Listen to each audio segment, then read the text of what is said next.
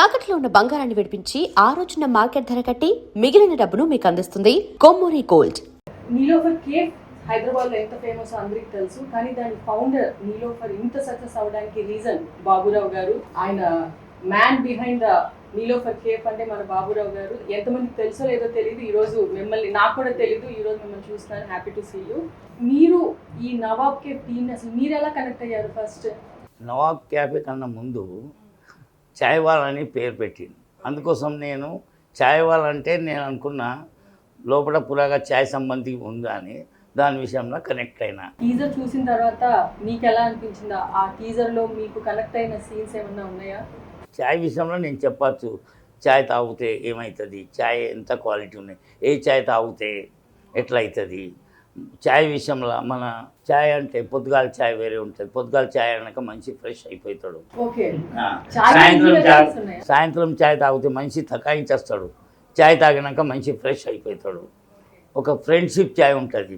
మనం ఫ్రెండ్షిప్ చేయాలంటే ఒకరికి చాయ్ తాపిస్తే ఆయన ఫ్రెండ్షిప్ క్లోజ్ అయిపోతాడు. ఇంకొకటి ఆకలి అయితే మనకు టైం ఉంటే ఒకవేళ ఫంక్షన్లో పోతే ఆకలి అంటే ఫంక్షన్ లేట్ ఉన్నా కానీ మనం ఒకసారి ఛాయ్ తాగితే ఒక గంట వెయిట్ చేయవచ్చు. ఇంకా ఛాయ్ అంటే ఒక నిమ్మకాయ ఛాయ్ తాగితే మంచి కడుపు గొడంతా హాయిగా అవుతుంది. అనే మనం కడుపు ఉబ్బింది ఉన్నా కానీ నిమ్మకాయ తాగితే ఇదైతే.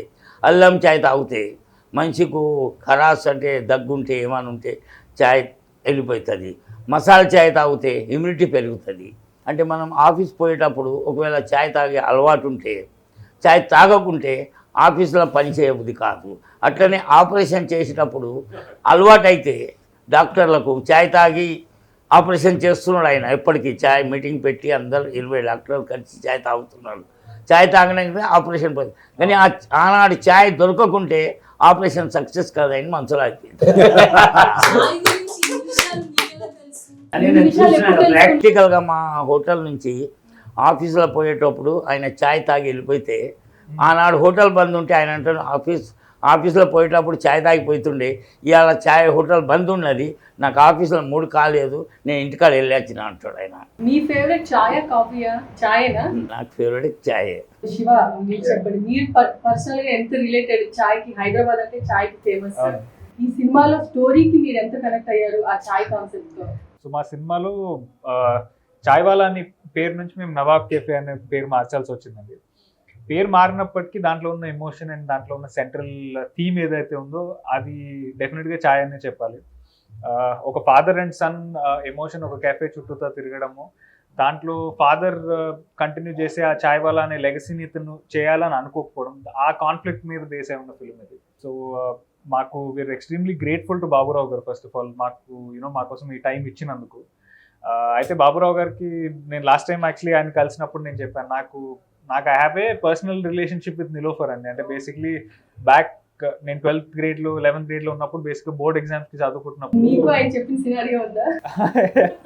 సో మాకు బేసిక్గా అంటే వీ యూస్ టు ఫినిష్ ఎలాగో 11:30 లోపు చదువుకోవడం ఫినిష్ చేసేస్తే 1కి నీలోఫర్ క్లోజ్ అయ్యే లోపు వెళ్ళి ఒక లెమన్ టీ తాగొచ్చు అనే ఒక ఎమోషన్ అది. ఆ తర్వాత యూఎస్లో చదువుకోవడానికి వెళ్ళినప్పుడు ఇండియా వచ్చిన ప్రతిసారి ఇక్కడికి వచ్చి ఆ నీలోఫర్ ఛాయ్ తాగేదాకా మనకి ఇండియా బ్యాక్ వచ్చినట్టు అనిపించేది కాదు.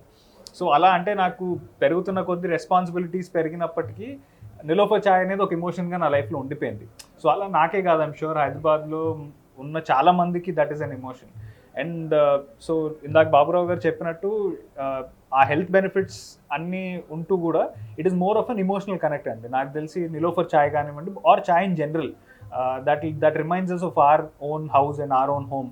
So it's an emotion and దానికి ఐ థింక్ ఎవరైనా సరే కనెక్ట్ అవ్వాల్సిందే. సో రాజీవ్ గారు, టీజర్లో స్టార్టింగే మీరు ఛాయ్ పెట్టడంతో స్టార్ట్ అవుతుంది. అసలు ఎప్పుడన్నా ఛాయ్ పెట్టిన ఎక్స్పీరియన్స్ ఉందా? వచ్చా పెట్టడం? యాక్చువల్గా నాకు టీ పెట్టడం రాదు.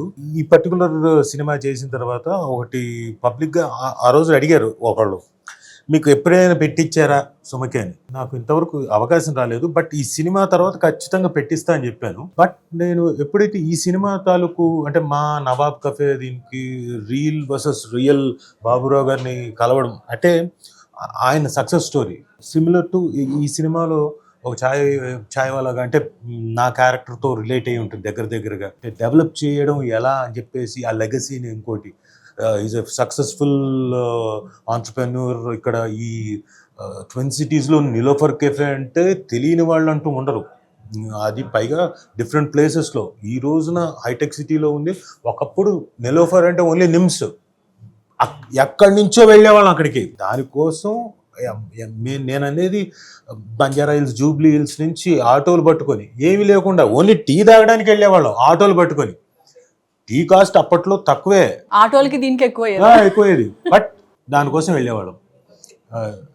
చాయ్ అండ్ ఫైన్ బిస్కెట్, ఇంకా మామూలుగా ఈ ఉస్మానియా బిస్కెట్లు దాంతో మిక్స్ చేసి. దీంట్లో ప్రధానంగా ఈ పర్టికులర్ దీంట్లోకి బాబురావు గారి తాలూకు సక్సెస్ ఏదైతే ఉందో, ఎలాగైతే డెవలప్ చేసుకొని వచ్చాడో, అలాగే డైరెక్టర్ కూడా ఏం చేశాడంటే ఈ సబ్జెక్ట్లో ఆ ఎమోషన్ని, ఫాదర్ అండ్ సన్. ఇప్పుడు ఆయన సక్సెస్ఫుల్ ఆంటర్ప్రెన్యూర్ కదండి నిలోఫర్ కఫేకే, వాళ్ళ అబ్బాయి ఇప్పుడు చాలా సక్సెస్ఫుల్గా కఫేని కంటిన్యూ చేస్తున్నాడు, లెగసీ అని.